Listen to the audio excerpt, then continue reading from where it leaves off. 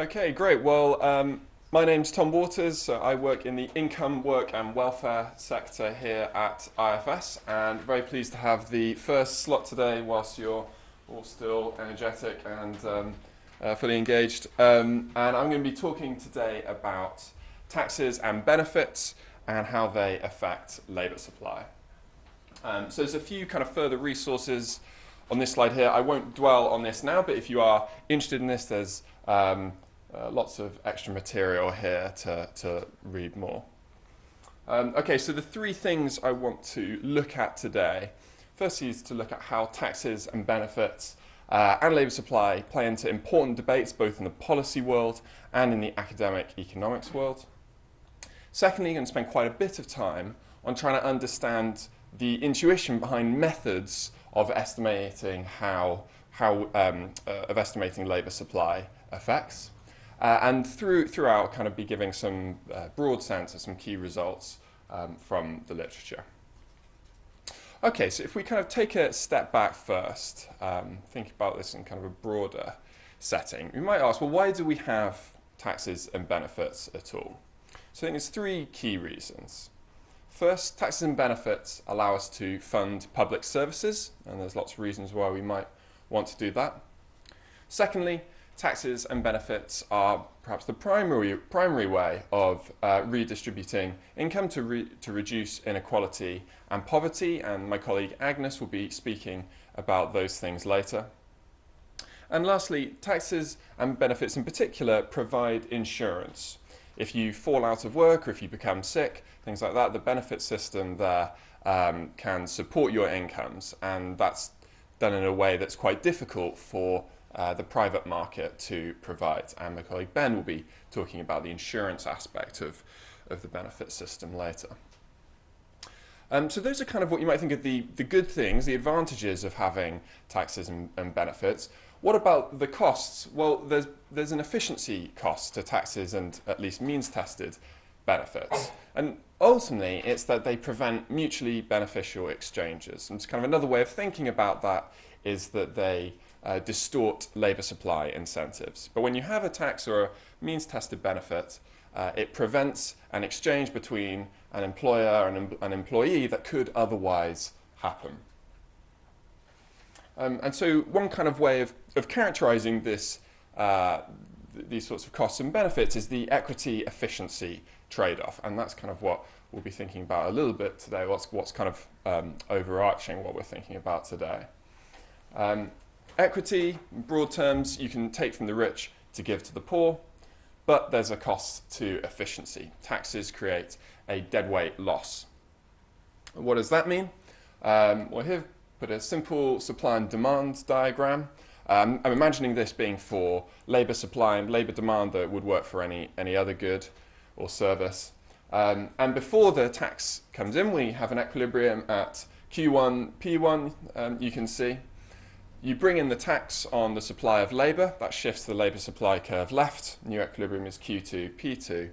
The inefficiency isn't that there's been a reduction in the amount of work. It's not the movement from Q1 to Q2 that's the inefficiency. It's the deadweight loss triangle you can see there. And what's inefficient about that? It's that there are exchanges that could happen between Q2 and Q1. There are people between Q2 and Q1 who would be prepared to work for a wage which an employer would be prepared to pay them were the tax not in place. And so when we introduce the tax, that's the efficiency loss there. And particularly today we're going to be looking at direct taxes and benefits, but the same kind of principles apply for indirect taxes too. Okay, so that's the kind of the trade-off that governments face, the equity efficiency trade-off. How have UK governments responded to that trade-off over time? Well, here I've put government spending and government receipts, which is basically taxation, as a share of GDP, and benefit spending as a share of GDP going back to the 1920s. And you can see that government spending and receipts are a lot higher today than they were before the Second World War, and even since the Second World War, they've gone up and down quite a bit. And we've also seen kind of a steady increase for much of the last 60 years anyway, a steady increase in benefit spending as a share of GDP. So that's how the UK government's responded to this trade-off over time. What about when we look internationally across different countries? One way of thinking about that is looking at replacement rates. So that's your income when you're out of work divided by your income when you're in work. And you can see there's quite a lot of variation across countries. On the left, you've got the United States and Greece and Chile, where you get about 60% of your in-work income when you're out of work. This is for a particular kind of example household. And then other countries like Belgium and Japan and Luxembourg, it's more like 90, 95%. And you see the UK's somewhat on the lower end. So different countries have responded to the equity efficiency trade-off in different ways. And these choices mean different outcomes. The way that governments design their tax and benefit systems are going to affect who works and how much they work, what kind of work they do. It's going to affect inequality. And what economic analysis brings is it helps us to better understand the impact of these choices that governments make, and then from that we can evaluate them. And that plays into lots of public policy questions that are of interest today. I won't read them all out. You can probably think of others. Now, specifically, what does economics bring to the table when we're thinking about taxes and benefits and labour supply? I think three key things. So first is theory. We can build a model of labour supply that helps us to conceptualise how people respond to taxes and benefits as elasticities. And that helps us think about different ways in which they might respond. Economics also brings data that allows us to look at, say, the UK households, population of households, and understand how different taxes and different benefits might have distributional consequences. And lastly, economics brings econometrics. We can measure elasticities robustly using econometric techniques, and that allows us to put a magnitude on the elasticities that we kind of have from theory. And we can also highlight uncertainty. Now today I'm mainly going to be looking at elasticities and econometrics. So how much do people respond? How can we work out how people respond to taxes and benefits? So in broad terms, what we're doing is we'll first build a simple model of labour supply to kind of fix ideas. And then most of the lecture will be looking at sort of 2.5 techniques for estimating labour supply elasticities, and then I'll wrap up. Okay, so a simple model of labour supply. So if you have an individual who gets utility from consumption, C, leisure, L, they have a total time endowment of capital T, non-labour income of mu, and they have an hourly wage of W. If we put in a simple tax of tau, they solve this problem here. So they maximise their utility subject to a simple budget constraint. And you can see that this here is the net of tax hourly wage, 1 minus tau W. Okay, so that's kind of a simple problem to solve. Probably will have done that if you're an undergraduate lots of times.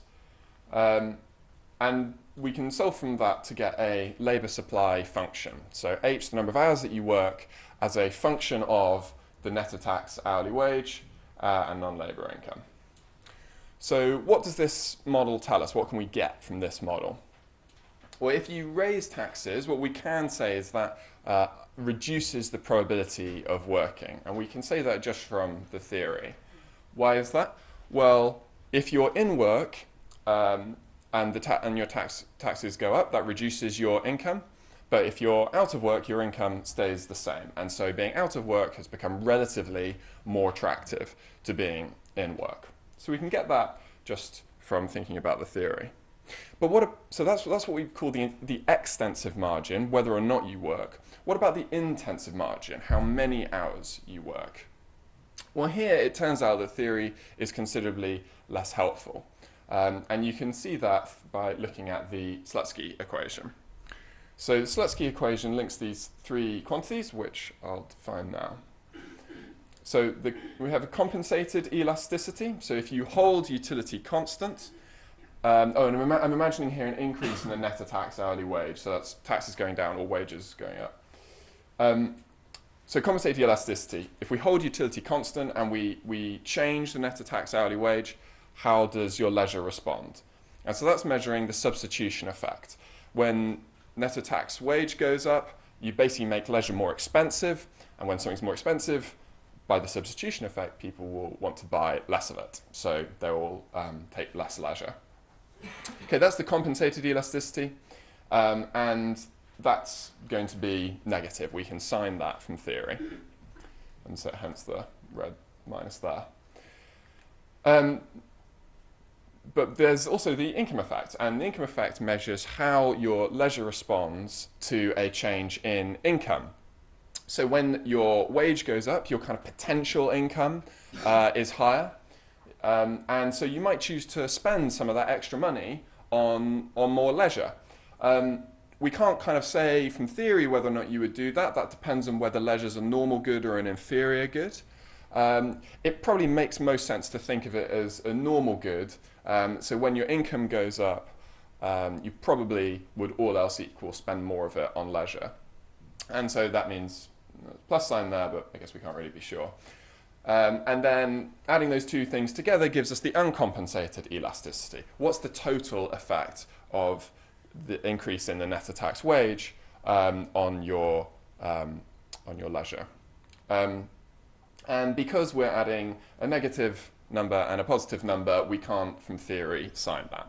So what does that mean, taking all that together? That means that when there's an increase in the net of tax wage, we can't, from theory, identify whether or not someone will work more hours or less, because we can't sign this elasticity.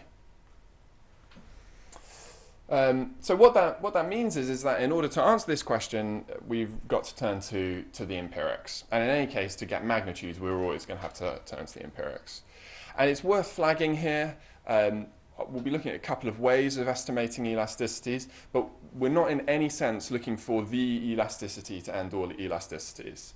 The way in which people respond to tax and benefits will vary across different countries and across time and by the kind of person you are, your family circumstances, lots of things like that. So it's worth kind of keeping that in mind. Another thing worth flagging before we get on to kind of the main bit of the lecture. So far I've been talking about labour supply, so the number of hours you work and whether or not you work. But people can, of course, respond in other ways to taxes and benefits.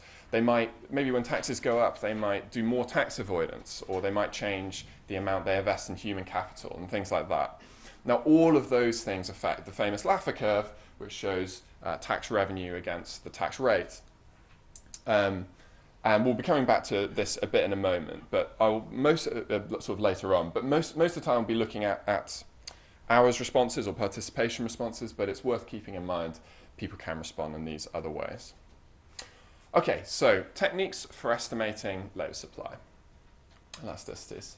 So you might kind of think from the theory that we've laid out, that tells us that the hours that people work are a function of the net of tax hourly wage and other income.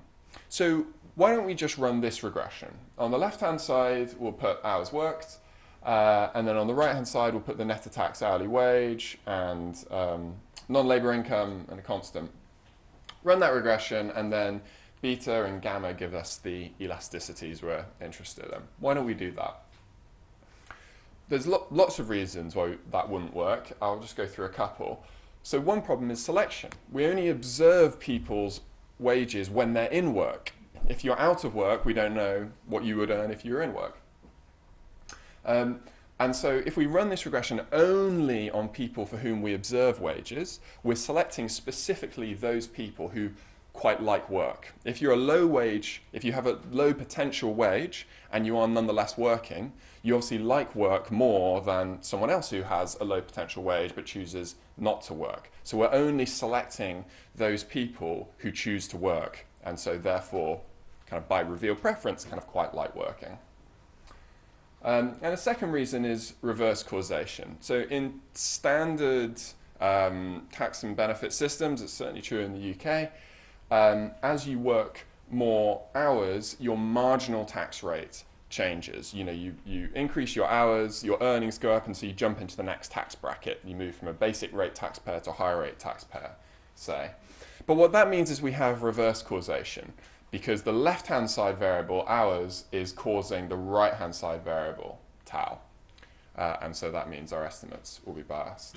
And so there's lots of other reasons why this wouldn't work, but we can't kind of just take this sort of straightforward approach of running this regression.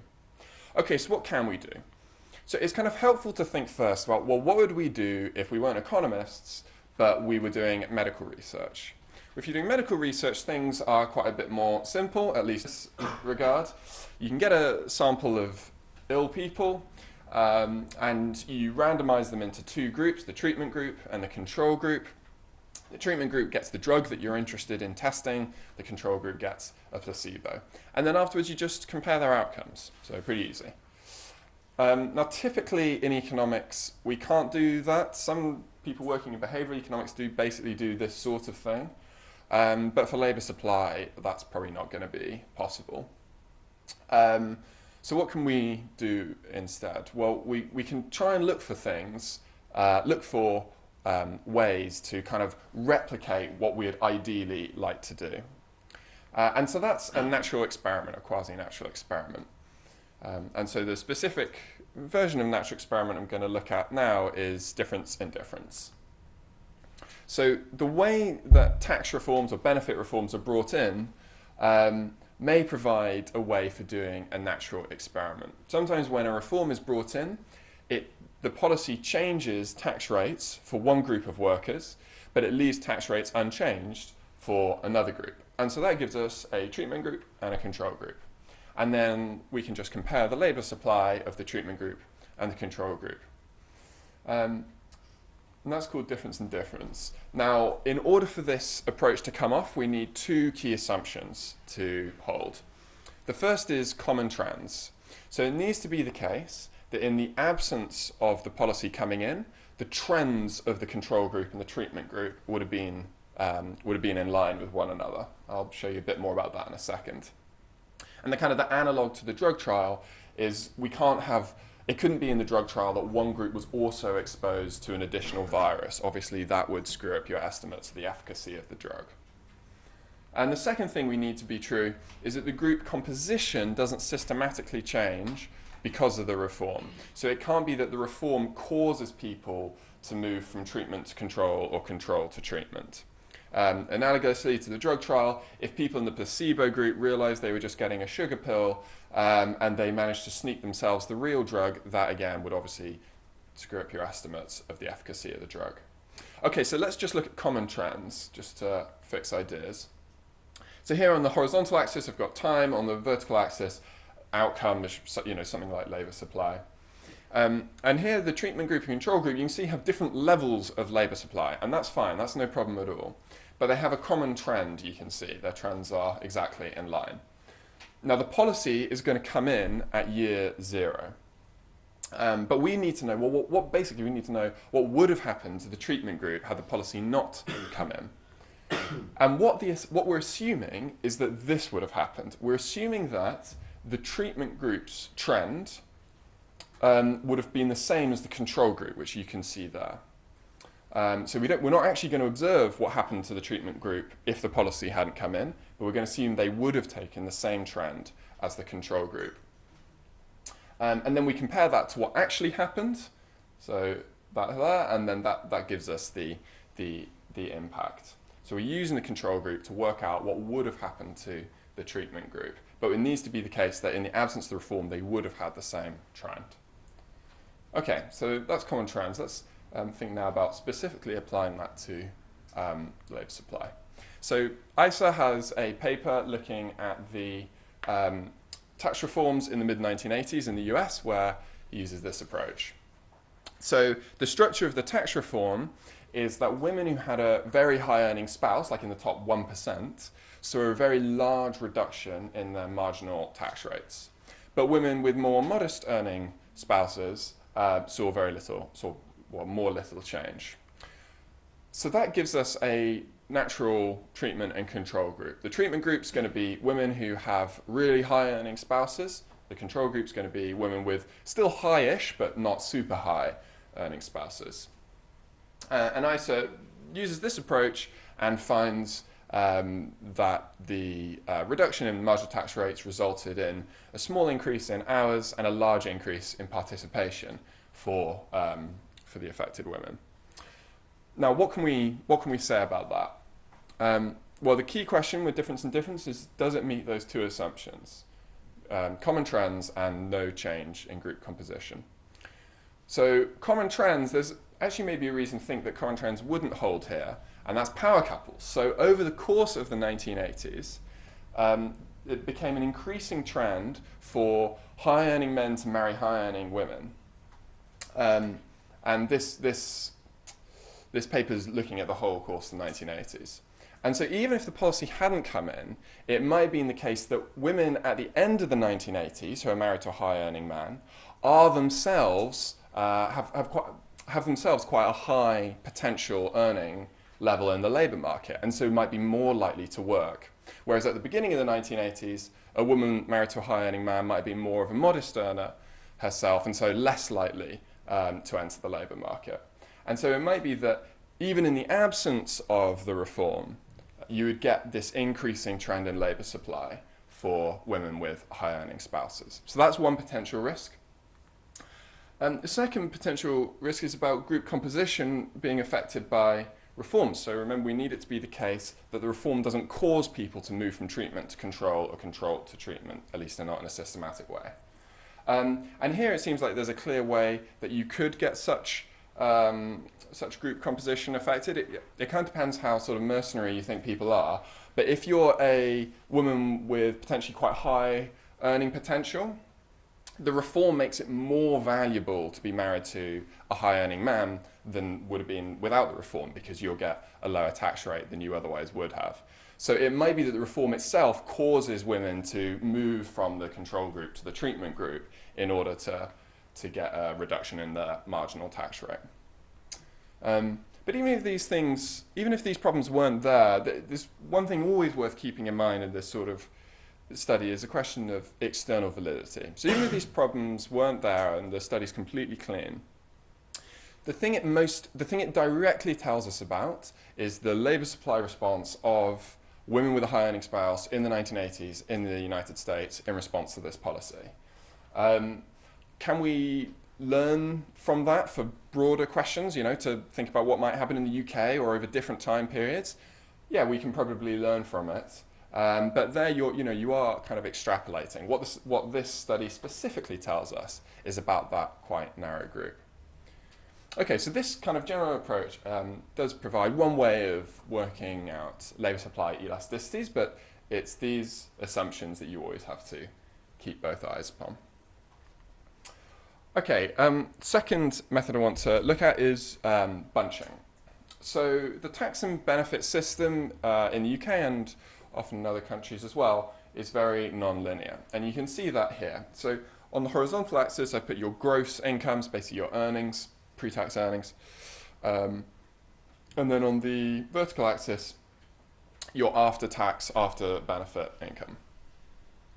And so if we look at just the lone parent, the grey line, you can see as they increase their earnings, they get a little bit more income right at the beginning, but then they face a 100% marginal tax rate. They increase in their earnings, but their net income stays the same. Then this is where they reach 16 hours a week, so they get tax credits. Then it suddenly jumps up, and then there's a kink here, another jump. I think there's another kink there or something. And you can see similarly for a single adult, you can see that kink there, another jump up, and so on. These are not linear lines, you can see. Now this can cause problems for doing labour supply estimation, but it also actually provides an opportunity. And that's because the simple model of labour supply predicts that people should bunch at those kink points, so where the tax rate changes. I'll convince you of that in a second. And we can use the extent of that bunching to work out the compensated elasticity of labour supply. Okay, so let me convince you that you would expect people to bunch at kink points. Okay, so here again we've got on the horizontal axis, we've got gross income before tax, and then after-tax income on the and after-benefit income on the vertical axis. And there's two individuals here, individual L, who does not like working very much, individual H, who likes working quite a lot, and they face a common budget constraint, which is this black line followed by this blue line here, just a nice, simple, linear budget constraint. And because H, these are their indifference curves, because H likes working more, he's not surprisingly working more and earning more than L. Okay, so that's fine. Now we're going to introduce a kink in the tax schedule. So now the budget constraint follows this black line up here, but then this black line over here, so it's kinked at this point. Now for individual L, he can keep doing exactly what he was doing before, because that point is still inside the budget set. But for individual H, his choice is now outside the budget set, and so he's going to have to do something else. If you look at his next best indifference curve, you see it crosses the budget set at the kink. And it turns out there's going to be lots of people who are like H, who will find themselves moving to the kink. And there's kind of, if you think about it kind of geometrically, the kink kind of juts out, and so catches indifference curves. That's one way of thinking about it. Or the more kind of economic-y way of thinking about it is individual H has seen an increase in his marginal tax rate, and so he's going to reduce his labour supply in response. But there's no point going all the way down here because the tax rate hasn't changed. So he moves down and gets kind of caught by the kink. So you'd expect from this that lots of people would bunch at the kink point. But what can we do with that? So here, this shows the density of where people are earning across the earnings distribution. So before the kink came in, there were lots of people who were not earning very much, and it goes down, and then it follows this dashed line, and fewer people who are earning a lot. But the point is, it was nice and smooth, nice smooth line. After the kink comes in, you get all these people bunching at the kink point. And so the density looks like this, goes down, there's loads of people at the kink point, and then there's fewer down here. So you've got all these people who have moved down, and lots of them now at the kink point. And basically, from a labour supply perspective, what we can do with this is it turns out that the extent to which people bunch, like the extent to which they are moving from higher up the earnings distribution to the kink point, that is related to the compensated elasticity. And so we can back out the compensated elasticity by the extent to which the pre-kink density looks different to the post-kink density. So just to give you an application of that, so make things a bit clearer. So SIAS uses the Earned Income Tax Credit Schedule, EITC, which is an in-work benefit in the United States. And it looks like this.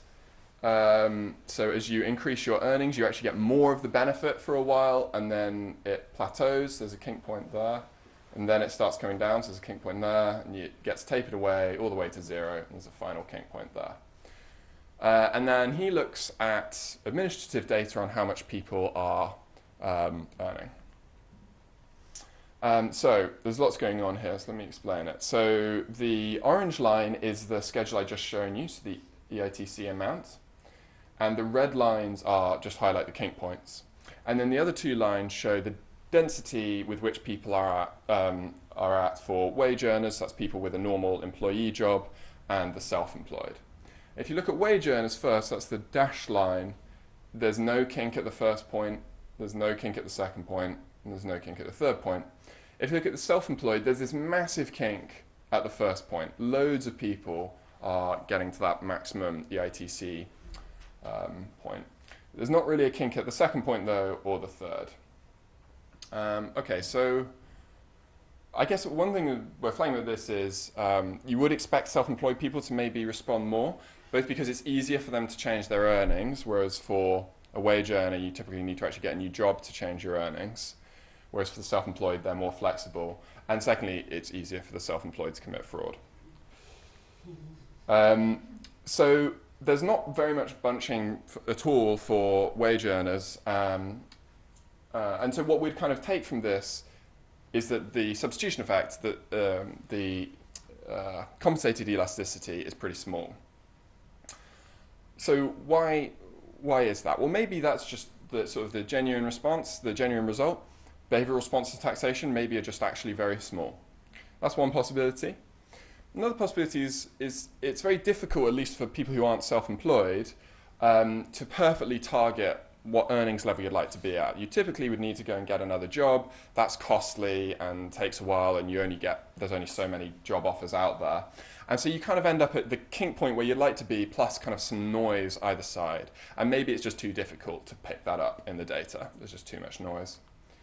The third possibility is maybe people just don't know about the EITC schedule. And Chetty and Sayers have this nice paper where they randomize giving people information about the EITC schedule, and some of them get information, and others don't. And they do find some evidence that people who are told about the EITC schedule are more likely to end up at a kink point. So maybe that's part of the story. Okay, so we've looked at difference in difference and bunching. And in all of these, we've been looking at labour supply responses.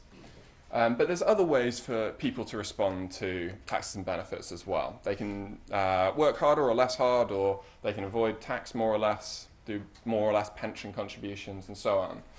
All of these things affect the shape of the Laffer curve, as well as labour supply.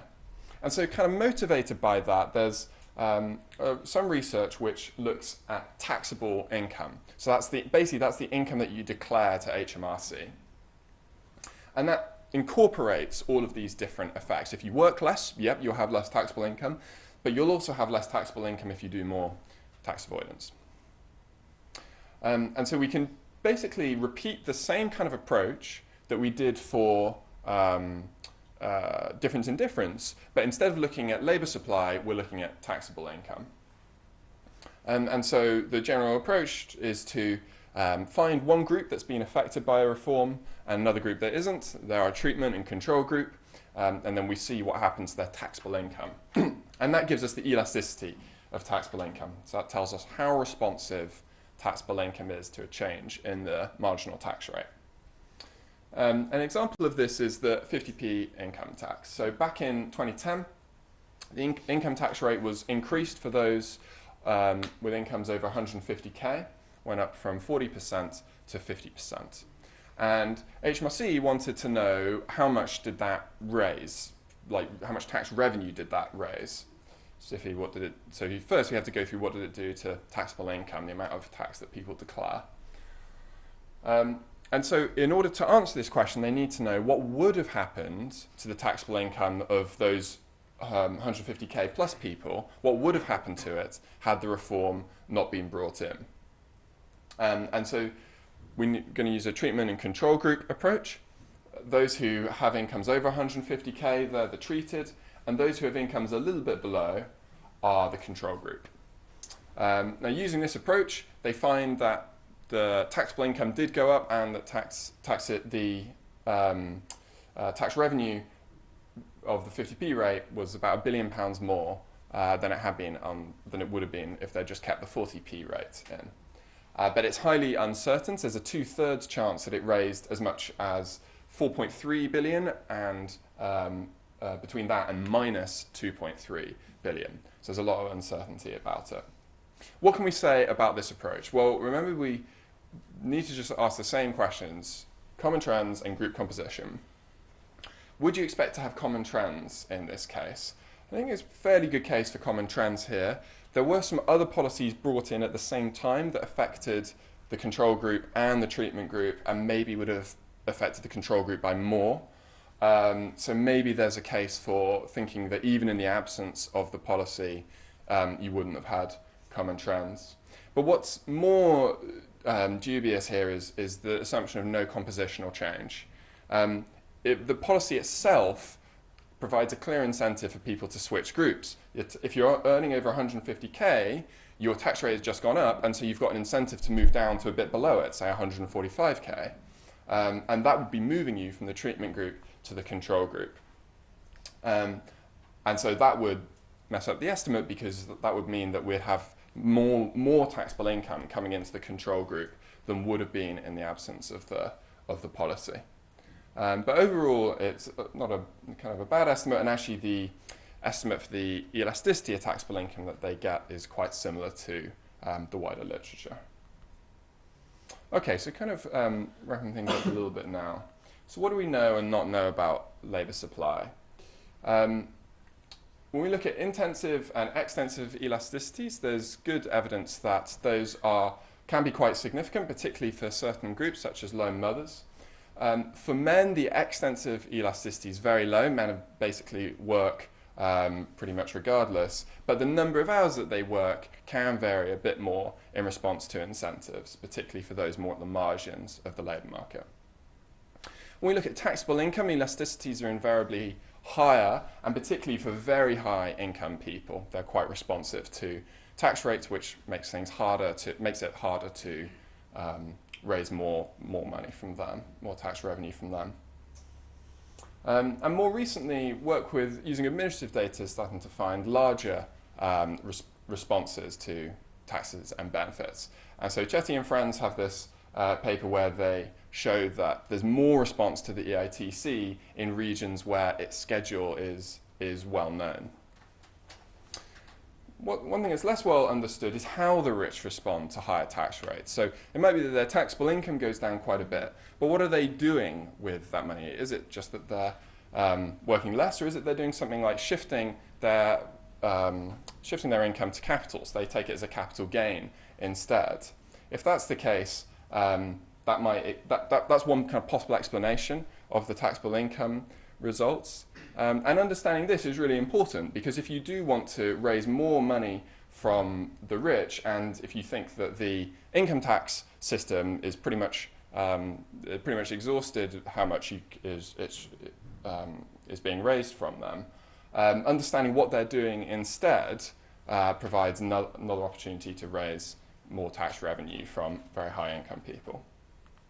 Also less well understood is the dynamic. So it might be that increases or changes in tax rates affect your decisions in the part what you expect taxes to be in the future affects your decisions today. So for example, if taxes are higher, maybe you would be less likely to go to university because it reduces the returns to having a degree. And these things all play into lots of ongoing questions in policy debates and economic debates. So universal credit, which is the government's big flagship benefit reform, it's a question about what its effects on labour supply are and how we can structure UC such as to improve incentives to those who are most responsive to taxes and benefits. Gender pay gap and work incentives. So colleagues have found that childbirth affects the gender pay gap quite considerably, explains quite a large share of it. And that's because after the birth of a child, women are much more likely to go back to work part-time, and part-time work tends not to gain much in the way of experience. And so that basically means that their incomes don't increase that much over time. And that's related to labour supply. And part-time work amongst low-paid men. So this chart here was put together by colleagues a couple of years ago. And this shows the share of men that are working part-time according to whether they're high-paid, middle, or low-paid. As you can see, for high and middle-paid men, there's basically no change at all. Very few, sort of 2–3% of men work part-time, all the way back from 1994. When we look at the lowest paid 20%, there's this really stark increase from 5% of men all the way up to 20% in 2014. It's not well understood what's going on here, but the things we've been talking about today, and changes in labour supply and the incentives that the tax and benefit systems provide, is probably could well be part of the story. Okay, so bring everything together. So what economics brings to the table when thinking about these issues is theory, econometrics, and data. The simple model that we had at the beginning helps to illuminate the importance of elasticities, and then using data and econometrics we can estimate them. And this lets us better understand the responses of people to tax and benefits, and that matters for understanding public policy. Thanks very much.